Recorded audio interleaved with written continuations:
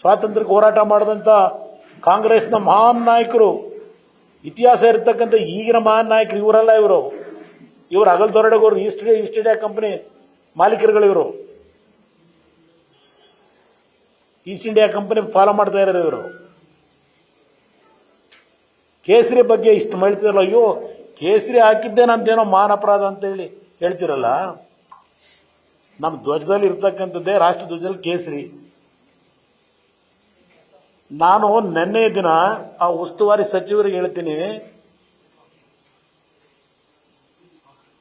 ನಿಮ್ಮಿಂದ ನಾನು ನನ್ನ ಪಕ್ಷ ಹೇಗೆ ಉಳಿಸ್ಕೋಬೇಕು ಅನ್ನೋದನ್ನ ಕಲ್ತ್ಕೋಬೇಕಾಗಿಲ್ಲ. ಸಮಾಜದಲ್ಲಿ ಯಾವ ರೀತಿ ಶಾಂತಿಯ ವಾತಾವರಣವನ್ನು ತರಬೇಕು ಅಂತಕ್ಕಂಥದ್ದನ್ನ ನಿಮ್ಮಿಂದ ನಾನು ಕಲಿಬೇಕಾಗಿಲ್ಲಪ್ಪ. ನಾನು ಬೆಳೆಸಿರ್ತಕ್ಕಂಥ ಜನ ಏನು ಅನ್ನೋದು ಗೊತ್ತಿದೆ. ಮಂಡ್ಯ ಜಿಲ್ಲೆ ಇವತ್ತು ನಾನು ಮಟ್ಟಕ್ಕೆ ಬಂದಿದ್ರೆ 1997ರಿಂದ ನನ್ನನ್ನು ಗುರುತಿಸಿದ್ದಾರೆ. ದೇವೇಗೌಡರ ರಾಜಕಾರಣ ಬೇರೆ, ಕಾವೇರಿಯ ನೀರಾವರಿ ಯೋಜನೆ ಇರಬಹುದು, ಮಗದೊಂದಿರಬಹುದು. ಅದಂತೂ ಮಂಡ್ಯ ಸಕ್ಕರೆ ಕಾರ್ಖಾನೆಗೆ 100 ಕೋಟಿ ಬಿಡುಗಡೆ ಮಾಡಿ ಶಂಕುಸ್ಥಾಪನೆ ಮಾಡಬಹುದಾಗಿತ್ತು ಅಂತ ಹೇಳಿದಿರಪ್ಪ. ಬಜೆಟ್ ಪುಸ್ತಕ ತೆಗೆದು ನೋಡಿ, 2019 100 ಕೋಟಿ ರೂಪಾಯಿಗಳನ್ನ ಹೊಸ ಫ್ಯಾಕ್ಟರಿಯನ್ನ ಮಾಡಲಿಕ್ಕೆ, ಶುಗರ್ ಫ್ಯಾಕ್ಟರಿಯನ್ನ ಹಣವನ್ನ ಹಂಚಿಕೆ ಮಾಡಿದ್ದೇನೆ ಬಜೆಟ್ನಲ್ಲಿ. ಆ ಕಾರ್ಯಕ್ರಮ ಮಾಡಲಿಕ್ಕೆ, ಪೂರ್ಣಗೊಳಿಸಲಿಕ್ಕೆ ಆಗದೆ ಇರತಕ್ಕಂಥ ವಾತಾವರಣ ನಿರ್ಮಾಣ ಮಾಡಿದವರು ಯಾರು?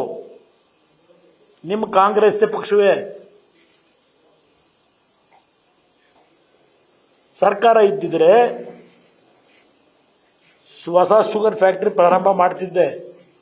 ಎಲ್ಲಿ ನನಗೆ ಆಡಳಿತ ನಡೆಸಕ್ಕೆ ಬಿಟ್ಟಿದ್ರಿ? ಮಾತೆತ್ತಿದ್ರೆ ಅದಂಥದ್ದು ವೆಸ್ಟ್ ಎಂಡ್ ಹೋಟೆಲ್ನಲ್ಲಿ ಅಧಿಕಾರ ನಡೀತಿತ್ತು. ಏನು ವಸೂಲಿ ಮಾಡಕ್ಕೆ ನಾನೇನು ವೆಸ್ಟ್ ಎಂಡ್ ಹೋಟೆಲ್ನಲ್ಲಿ ಇರಲಿಲ್ಲ. ಸರ್ಕಾರಿ ಬಂಗಲೆ ಬಿಟ್ಟುಕೊಡದೆ ಜಾರ್ಜ್ ಹೆಸರಿನಲ್ಲಿ ಅಧಿಕಾರ ಹೋದ್ರು. ಮನೆ ಅಲಾಟ್ ಮಾಡಿಸ್ಕೊಂಡು ಕಾವೇರಿ ಮನೆನ ಇಟ್ಕೊಂಡಿದ್ದಾರೆ ಯಾರಪ್ಪ?